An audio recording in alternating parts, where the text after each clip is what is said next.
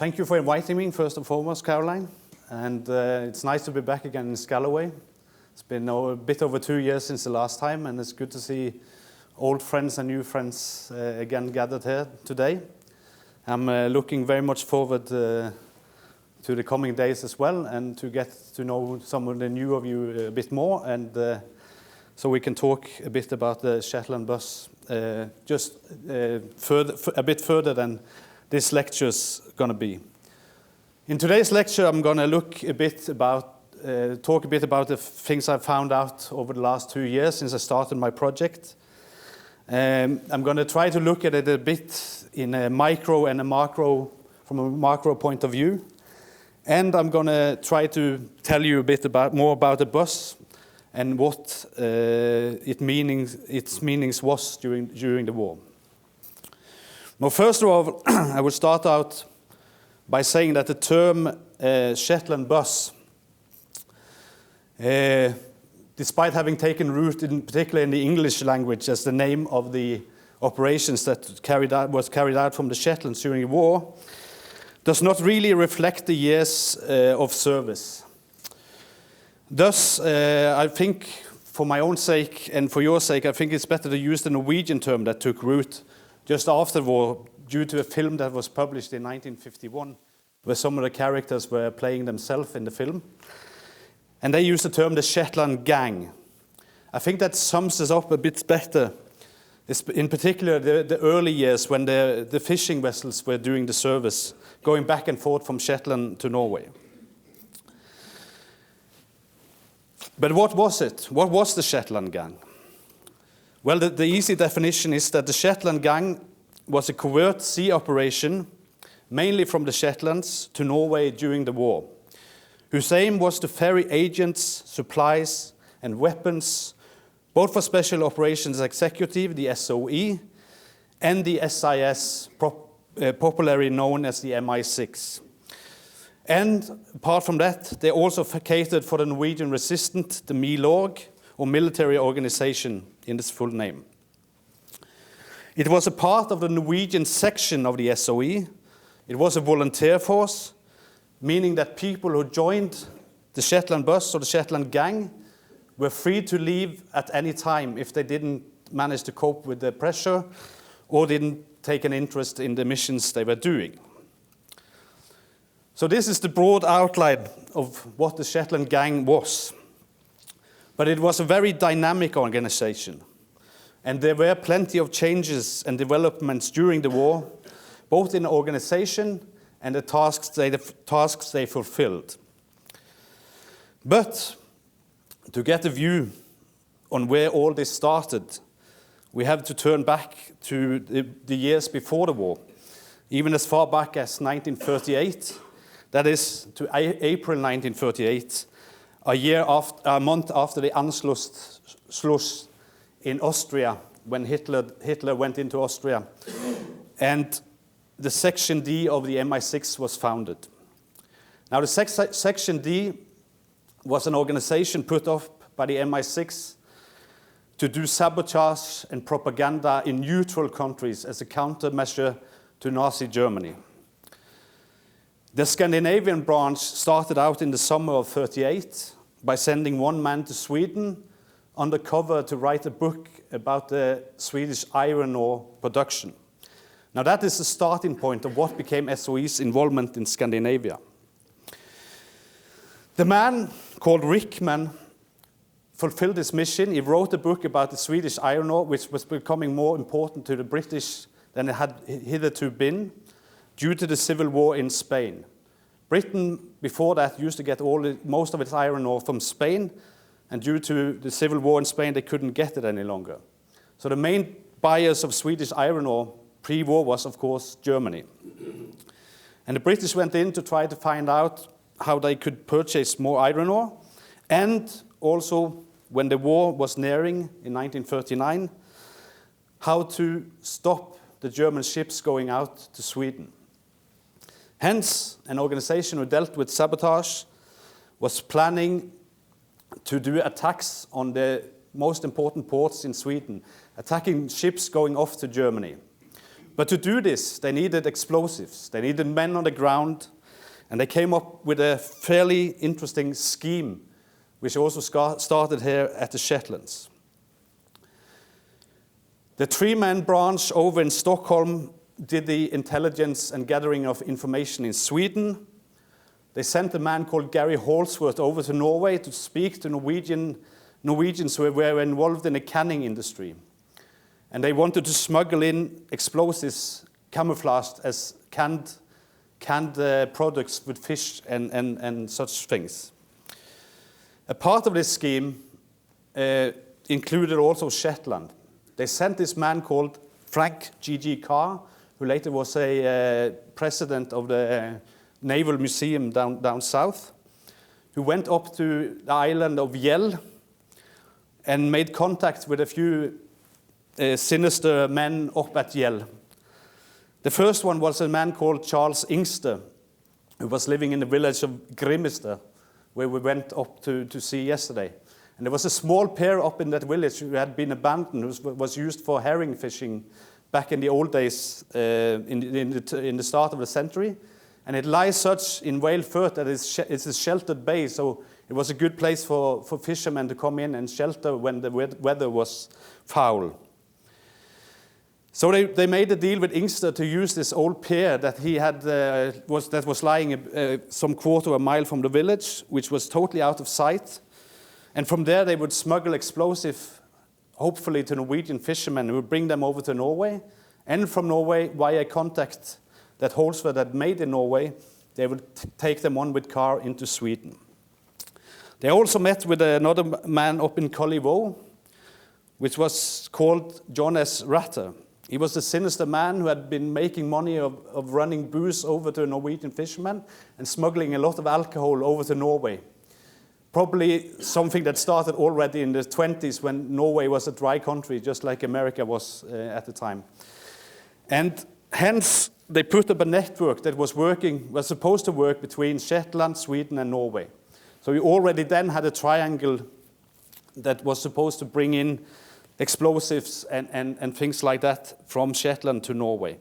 But then, of course, the war came to Norway on April 9, 1940, and this perfect scheme, as they call it, never came to life. But there is a kind of a prelude to what was going to happen later, already in the late 30s. The invasion of Norway came as a surprise to most powers, including the Norwegians themselves. Although there were signs a few nights before the attack on April 9, 1940, when the Germans attacked Norway and Denmark under Unternehmen Weserübung, that is Operation Weserübung. I almost put it on a German accent there, sorry. But that was a surprise to most of the powers.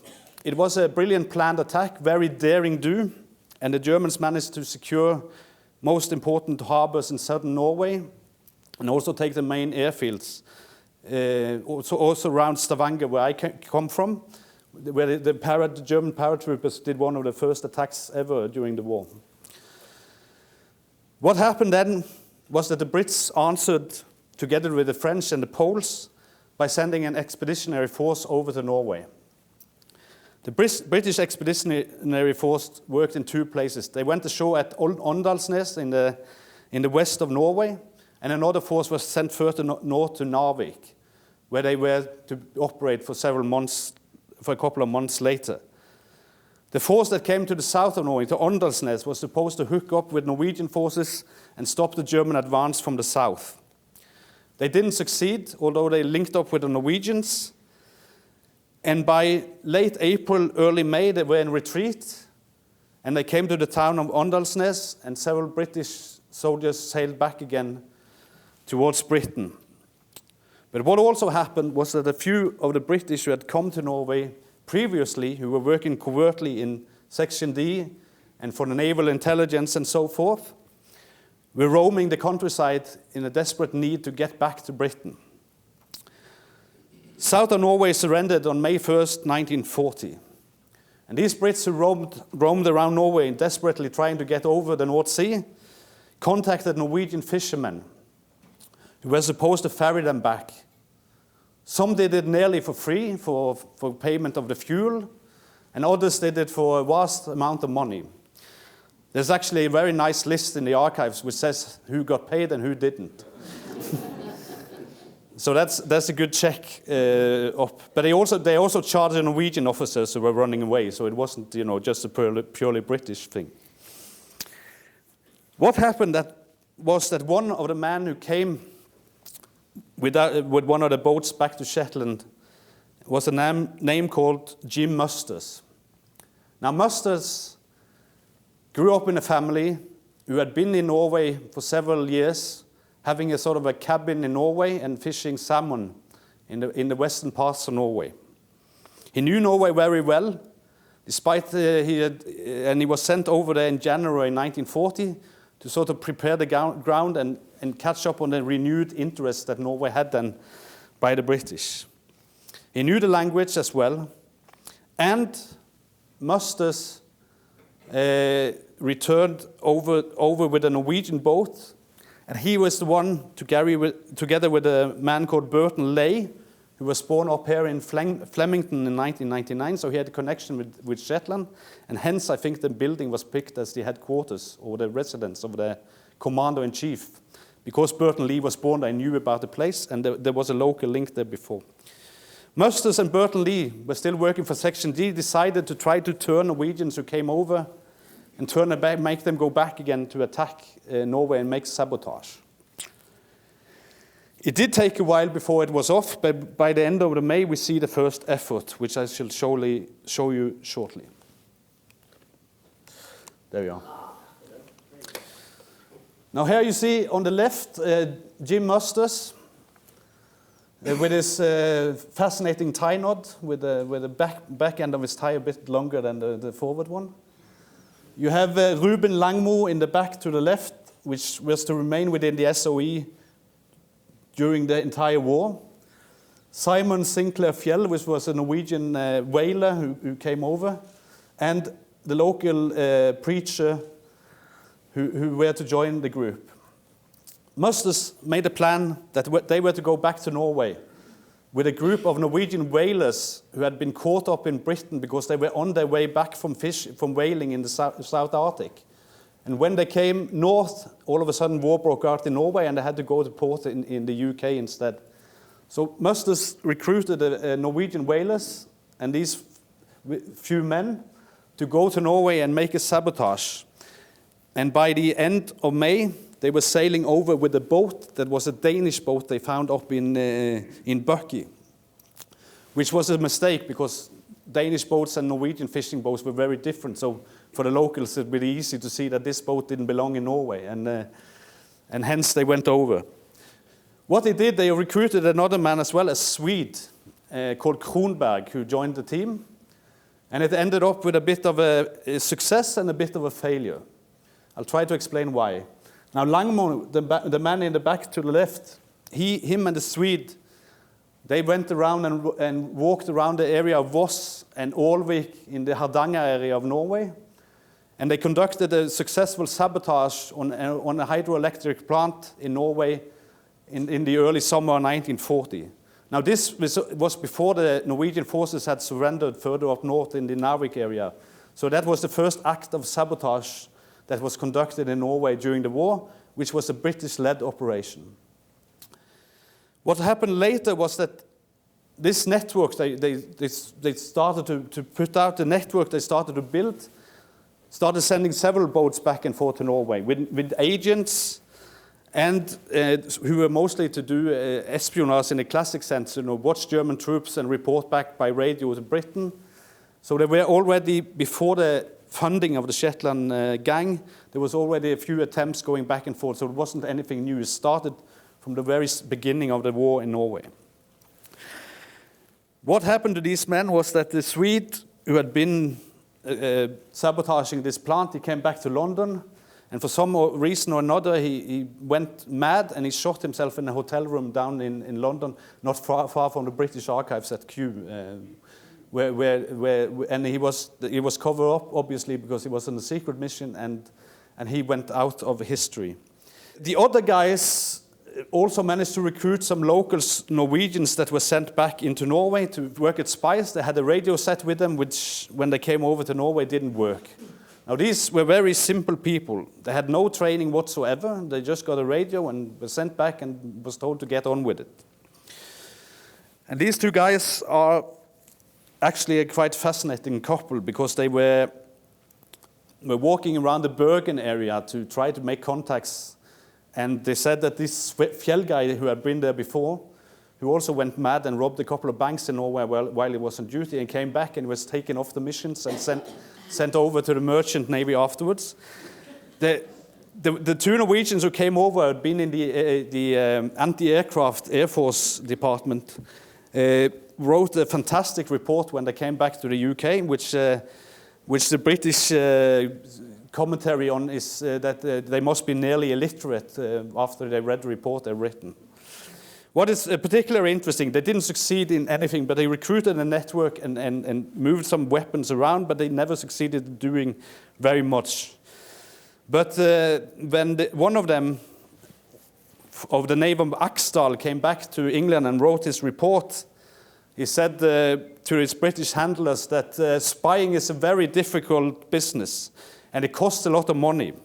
You can try to do it more cheap and less expensive yourselves, he wrote in his report to the British. So he was not impressed by what he was sent out to do.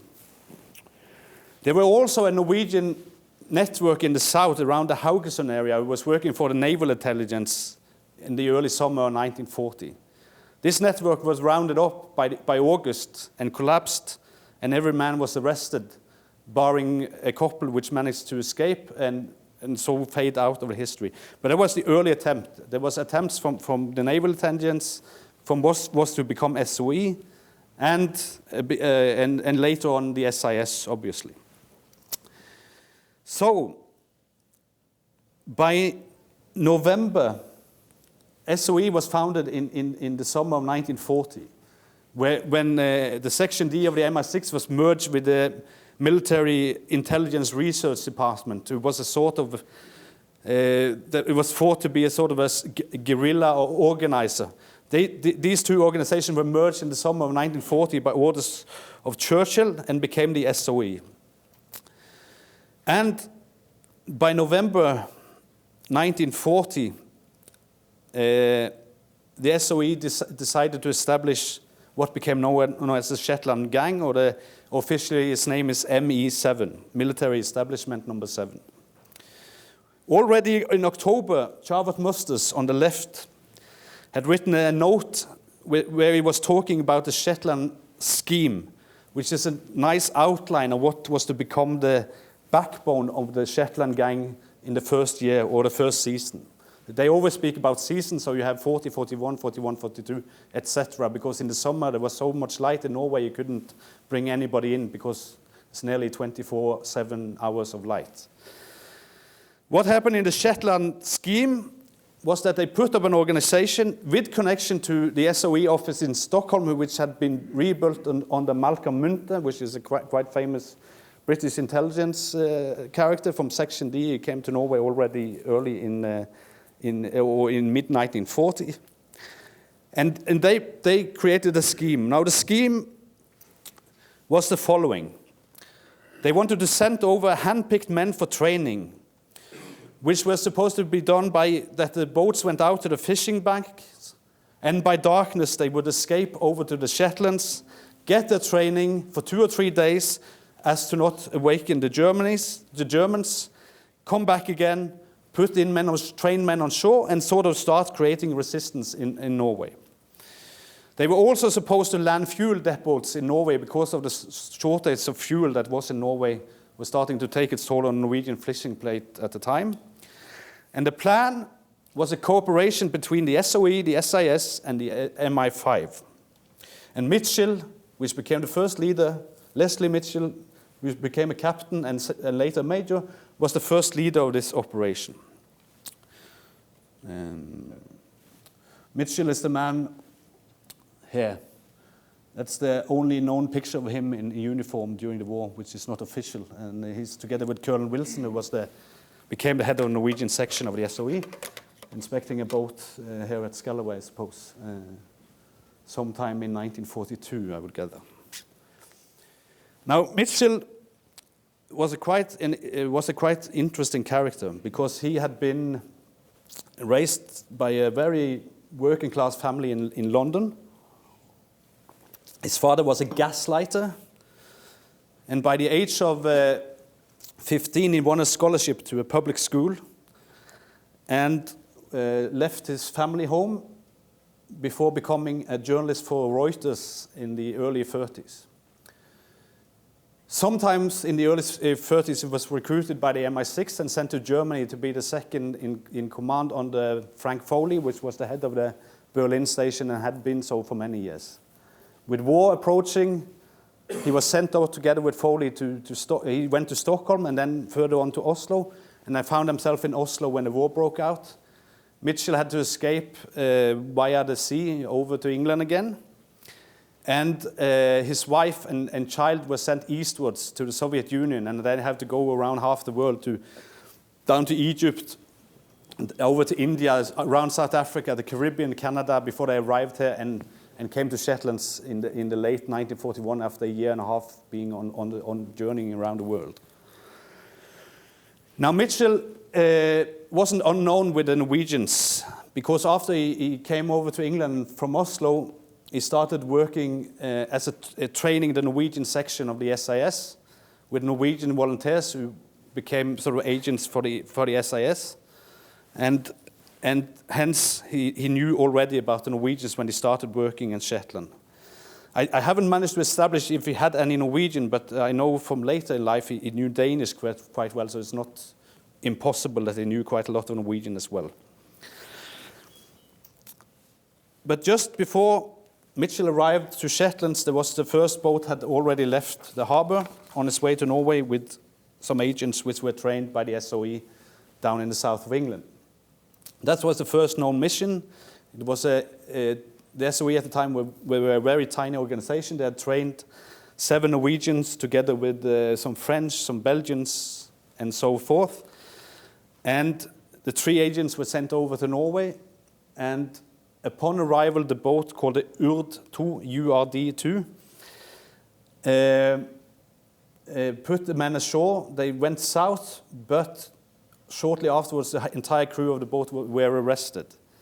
Hitherto, it has been thought that the boat was already in German service, that it was an operation run by the German Abwehr, the German military intelligence. But what I've found is that the Abwehr knew about the Shetland traffic from early on, a boat that had come over before the SOE establishment. And hence, the reason for these men being arrested and later sentenced to death was that a man who had been on that previous journey was friendly with the Germans, informed the Germans, they picked up the entire network, and it also destroyed almost the entire network that was fledgling and was being built up around the Bergen area. So it had huge implications. So Mitchell started his job after almost one of the bigger disasters that was going to be in the early intelligence service in Norway. Now, from December, it started to be more regular. It started regular trips. And the second boat that came over was the Vita, which was to go to Oslo and make contact with the...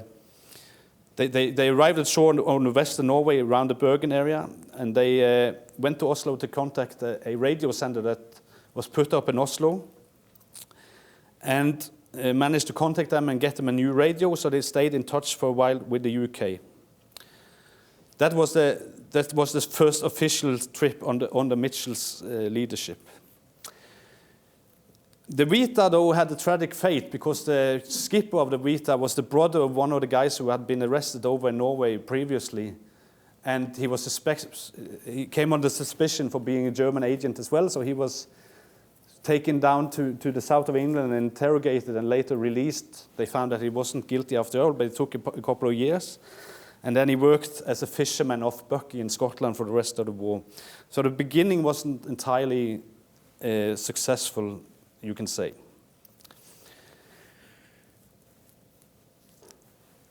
The turning point begins in early 1942. Then there are 2 crews that are appearing in Shetland, in Lervik, coming over with Norwegians. One of them ferried an agent who had escaped from Western Norway, and the other one just went over. These 2 crews became the backbone of the Shetland Bus the first year and did many a trip. What they mostly did the first season was pickups for Milorg, the Norwegian military organization, which has started to establish a small network on the Shetland under Captain Rognes, and to pick up a group called Barbara, which Munthe had sent out from Sweden. So they went from Stockholm, had to make their way into Norway in several different directions, met up at the coast, but were picked up by boat on the Norwegian coast, sent from Shetland, brought over to Shetland, and then they were trained by a man from the SOE called Captain Rodolfo, who were to train them in sabotage. Now, the sabotage training in Shetland isn't ideal, as Rodolfo would point out in his report later on. He said, Shetland is not the right place. There's no rail, no bridges, factories, or power station. So what they did in those early days was to bring up rails and sleepers from the mainland, ship them up from Aberdeen, build a small railroad around Kurgo somewhere, and then blow it up and train here. So actually, Shetland is the first place that Norwegians really trained during the war. Now this Rognes fellow, he stayed at Kurgo with Mitchell, and Mitchell couldn't really see what he should do there after the training programs were moved south again, or were moved south. And he also feared that there was another Norwegian on the way, so he was fearing, Mitchell was very much fearing, he writes in a report, a Norwegian clique at Shetland which overrun the British interests, and hence Rognes, who had been the captain, had been running operations together with Mitchell, left Shetland, and Mitchell was in charge by himself more or less from March 1941. The operations, apart from the contact with the SOE and the Milorg, sending over agents back and forth and messengers, etc., there also was, the Shetland Bus also got a mission to mine the inner leads in Norway, to put out mines, which was called Operation Maundy. This happened only twice, but it shows that the focus was extremely wide in the early days. The most interesting stories to happen in 1941, which goes over the 2 seasons, 40-41, 42-43, was that the Germans sent over a crew to Shetland already as early as March 1941. One of the crew, the skipper of the boat, which was called Olaf, was a certain man called Ingvald Johansen, or Old Joe, as it's been known afterwards. The German had given him and a guy called Solem a vast amount of money. They got about 3,100 kroner, and an average wage in Norway at the time was 3,300, so it's almost a year's wage. These men came into Shetland to Lervik, were sent south to the Royal Patriotic School, which was to debrief every refugee who came to the UK.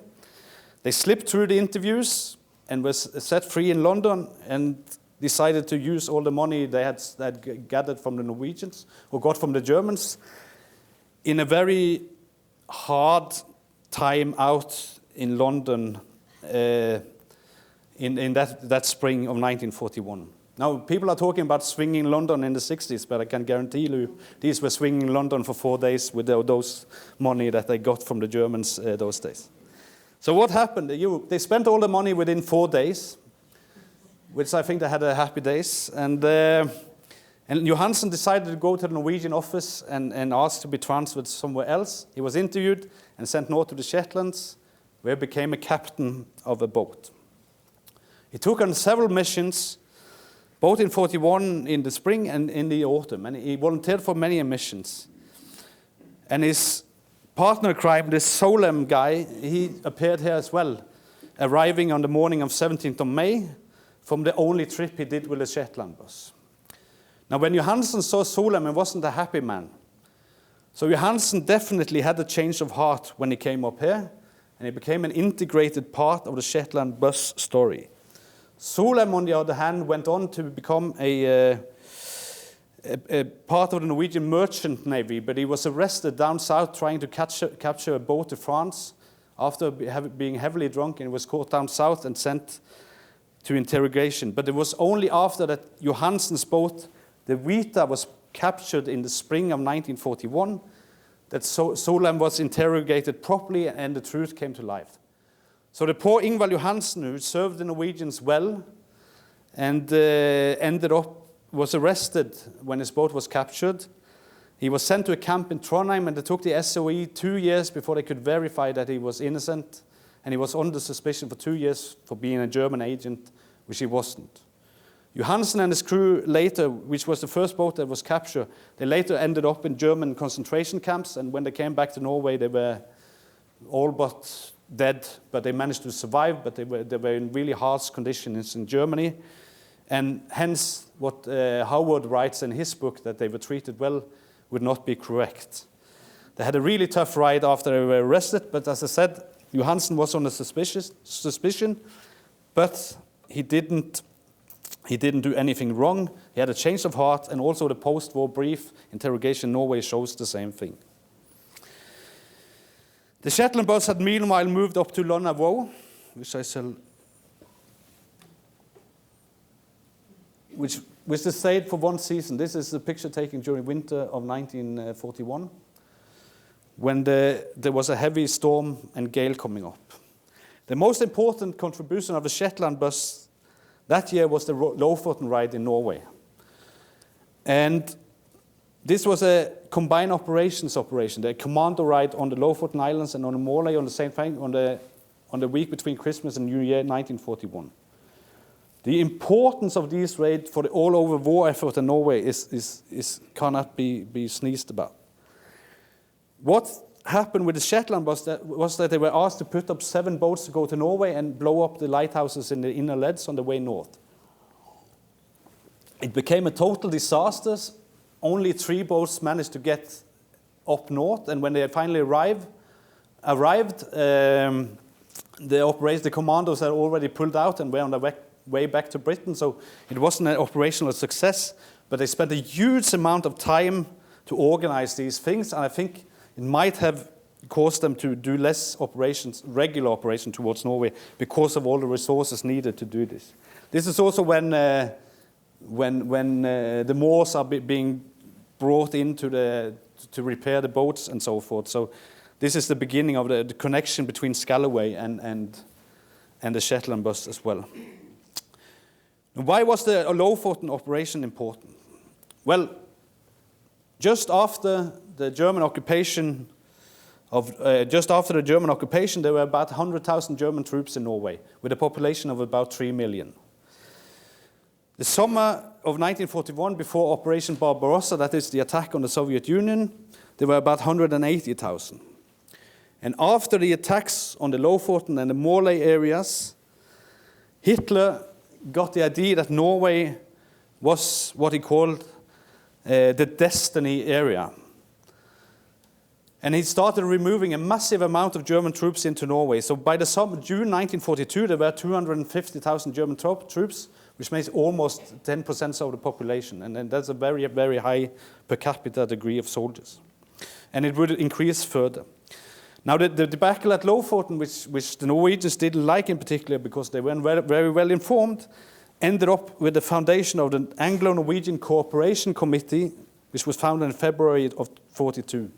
Then you had a much more streamlined interaction between the British operation and the Norwegian ones, which meant that the Norwegians also had the say in all the planning. Hitherto, it had only been the British who called the shots, and now it was much more organized. And this also led to the Shetland Bus or the Shetland gun catering much more for the what was called Operation Cockfight, which was to send in teams of 2 men, 1 signaller and one organizer, to build up local guerrilla organization, the secret army in the south of Norway, and so forth. So this was born out of this. The other thing that was born out of this was that that the Norwegian sent a naval officer who was to work together with Mitchell and the others, and he was highly unpopular with the Norwegian crews as well. Now the naval officer called Kleppe immediately got the nickname of Napoleon by the crews. The Norwegian crews called him Napoleon. And as Mitchell writes in the report, I shall call him the same thing, because I think it sort of suits the man. What happened then was that meanwhile, of course, both Howarth and Arthur Sclater had been Arthur Sclater joined in the 11th of October 1941. Howard was responsible for taking care of the boats, while Sclater at the time was more on the administrative side. And what happened was that the Norwegian crews, who were volunteers, they were local fishermen and didn't want any Navy discipline. They didn't want to have parade in the morning. They didn't want to go in Navy uniforms, etc. They made a rebellion against this Kleppe, this Norwegian officer. And it also led to the resignation by both Mitchell, Howard, and Sclater, who went down to London and had the meeting with the then head of the SOE, Sporborg, in April 1942. So there was a real drama here. Actually, the entire officers resigned and said, we're not going to deal with this man. And then the same thing happened with the Norwegians. And the men who stood up against this Kleppe was the young skippers Grotle and Salen. And Roald was the head of the caretaker of the shore side of things. So they really made a sort of coordinated rebellion. And a couple of weeks later, everybody were back again. And there came another Norwegian officer called Hauge, which works really much better with everybody incorporated in a fine and nice way. So there was some flashpoints already then. Most of the operations that were catered for in 1942 was the cockfight scheme by sending in these teams of two to work guerrillas. They were almost everybody were operating in the east of Norway, but due to lack of air power, they had to be put ashore at coast in the west side and had to sort of transport themselves over to the east side, which was, of course, a very risky business. And some of them, but all of them, managed to get through in the beginning. The other two things that are important in 1942, I'm sorry, how much time I got? The most two important things that happened in 1942 in the entire year was the Televåg affair and the attempted attack on the German battleship Tirpitz. Now, the Televåg affair has hitherto been a very sort of back and forth thing, what really happened and how did it do. But one thing is very important to bear in mind, which I found in the archives, is that the SOE from Shetland sent over a boat to Televåg in April of early March 1942. They came ashore as they used to do, and they used to hand out a few goodies to the local population as a thanks for help. That means coffee and flour, for example, which was very normal. And it's the only thing that this thing happened. Over the entire period of 5 years, the only thing that somebody got upset because of this. There was a local woman who lived in a village next to Televåg who came and saw this smell of coffee and flour, and she wanted some, but she didn't get some, and hence she went and informed the local bailiffs that something was going on here. And the Germans were, of course, he was a pro-Nazi bailiff, so he informed the Germans, and the Germans were aware that something is going on around this area. A couple of weeks later, the SIS, which had meanwhile in 1941 put up their own sort of fishing boat troop in Norway running out of Peterhead in Scotland, sent a boat to the same area a couple of weeks later after the first boat came in. When that boat was situated in that area, they heard rumors that a boat had been in before and people were talking about it, but they were laying in wait for one of the SIS agents, Norwegians working as a coastal watcher in Norway, which were delayed because his wife was due to give birth, and they had to wait for the birth, and they held up for nearly a week before they finally managed to get back to Peterhead with the newborn child and everything. So far, so good. What the SIS failed to do, you remember there was a very close cooperation in the beginning. What they failed to do was to inform Shetland about these rumors that was going on that they hear on the boat. So hence you can say that there was a kind of intelligence failure of informing the other gang that something was going on here. And by the time the second run was made right from Shetland to Televåg, the two agents were put ashore. The boat got out with no problems, but the two men who were set ashore were attacked and shot up. One of them died immediately. The other one survived after, I think he had some 13 bullet wounds, some reports said. He survived in a hospital in Bergen, was interrogated, and the consequences were immense, not just for the civilian population. The entire village, Televåg, has been this very important symbol of Norwegian resistance. The entire village was burned to the ground, and people were led and sent to concentration camps, and all these terrible things. But what happened with this failure of giving information might have hindered this thing. The problem was that one of the two agents survived, and the Germans started working on him when he came through again, and it resulted in rolling the rolling of the entire network in the Oslo area and also along the coast northwards, which a lot of Shetland Bus contacts were arrested, and a lot of the stores of arms they brought over were caught.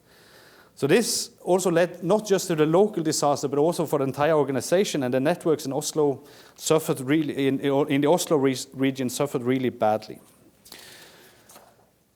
The Tirpitz attempt, of course, in the summer of 1942, they moved away from Lunna over to Shetland, and what happened was that Lunna was not a good place to repair the boats, and a terrible storm had destroyed partly the boats in 1941. They decided to move down to Scalloway, where they remained for the rest of the war. The Tirpitz operation was also quite a unique thing, where one of the boats were picked out to tow manned torpedoes into the Trondheim fjord and attack the Tirpitz. The only problem was that the Tirpitz wasn't at the Trondheim fjord when they started to work on the attack and do the dry runs on the attack down at Scotland. But all of a sudden there was a flash came through from one agent over in Trondheim area who said that the beast is on its way south, which meant that the boat was on its way. And they launched the operation under Leif Larsen, which is the most famous skipper of them all. They succeeded in getting into the fjord, luring the German guards, but when they came mid-fjords, not too far from the target, the wires of the manned torpedoes snapped, and they went down to the bottom of the fjord. So they couldn't do anything, and it resulted in a very heroic escape by all the crews. And they made it back again, and from that on, Larsen, I think, became the heroic symbol of the Shetland gang. What happened in the fall of 1942, Mitchell stepped down as leader of the Shetland Bus, and Arthur Skleito took over. The reason was that Mitchell was transferred to the Danish section, I think, of the SOE. And Skleito had a very hard beginning of his career as leader of the operation. Already in December, about 2 weeks after that he had taken up office, the boat Axel was lost. And in the New Year's months of 1943, there were also several boats that were lost, ending up in the famous saying that was here afterwards, that by the spring of 1943, half the beds in Scalloway were empty.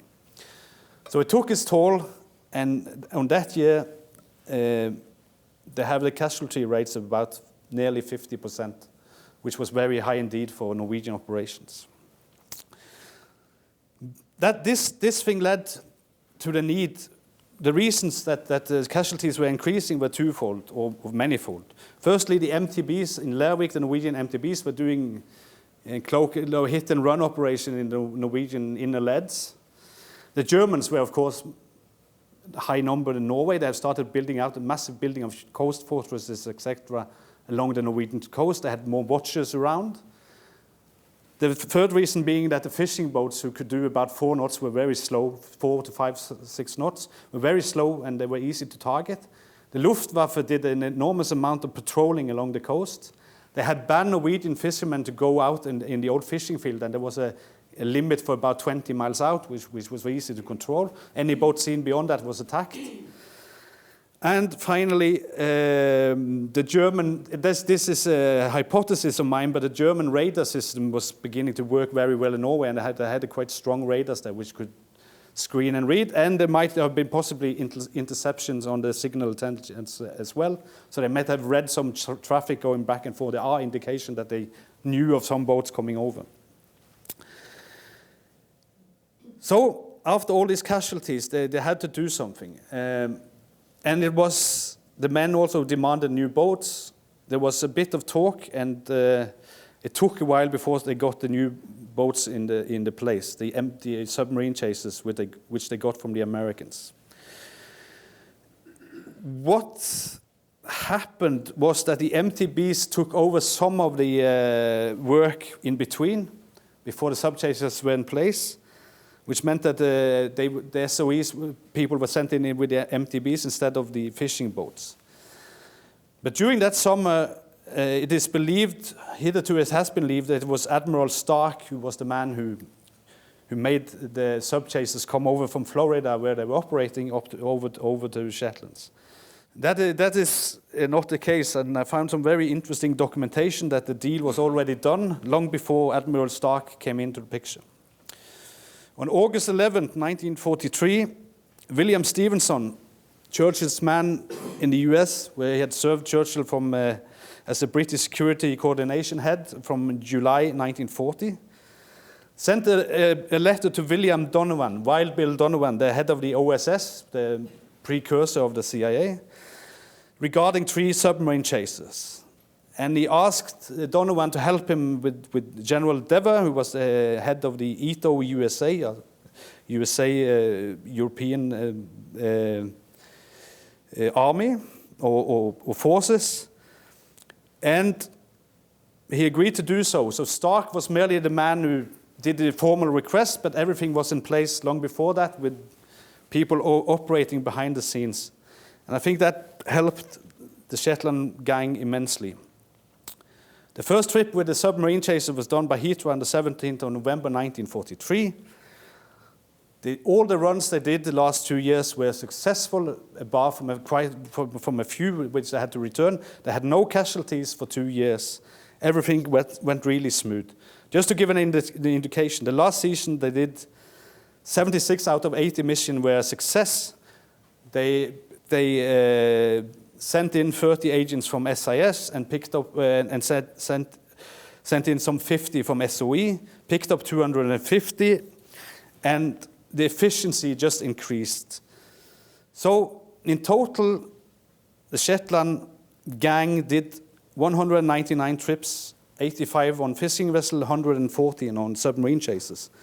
They ferried over some 390 tons of equipment, 119 agents, but by the time the subchasers came in, there was also another element here which was very important. It was that the air presence in the UK was much bigger, and the lifting capacities from the air was much higher. So the importance of the Shetland gang decreased a little bit in the last year because of the lifting. The air managed to put in 213 agents and lift 1,947 tons over the last 2 years of the war.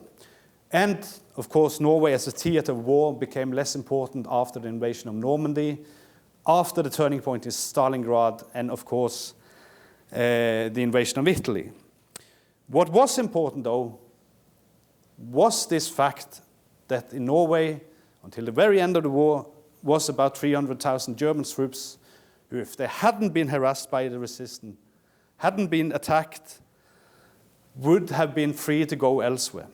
Because Norway was a relatively quiet country, people weren't treated that badly compared to Eastern Europe, for example. It was a walk in the park. And that, I think, also reflects the importance of the Shetland Bus. So the final question is, are there any lessons we learned from what happened here during the war? My main lesson from all this is that use of untrained people with the will and the local knowledge is very important in situations like this.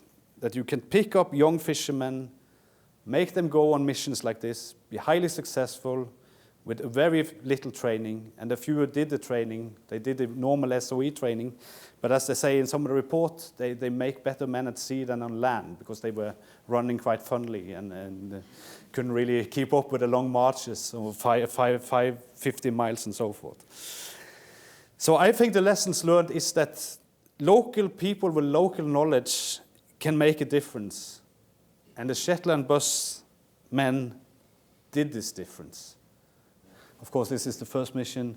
Televåg. Johansen, the skipper, who they thought was a German agent, to the left, also taken at Luna. Mitchell again with Wilson.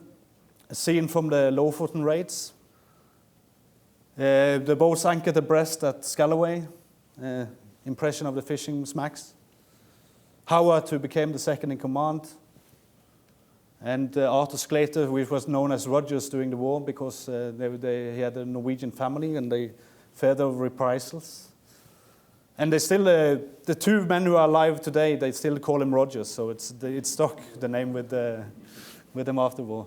Leif Larsen, the Turpets, attempted to attack the Turpets there in the submarine phase, I think. Sub-chaser phase, sorry.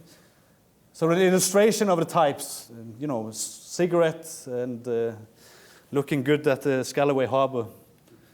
Petter Salen in the middle, who was another skipper who sailed a lot on the submarine chasers, was a bit back and forth, went to a lot of courses, did the first mining operation, only successful mining operation of the inner leads in Norway in 1941. Finally, the maintenance side, the local population, the Moore and Son, as they were known, they ran the business which cared for the Norwegian boats, which also had Norwegians working for them during the entire war. Here's a typical sub-chasers on this way. They aren't that big, but they were bigger and faster than the fishing vessels. And finally, peace comes to Norway. This is a picture just after the liberation in Ålesund, where many of the men who served on the boats, they came from that area. And hence, I say thank you for listening.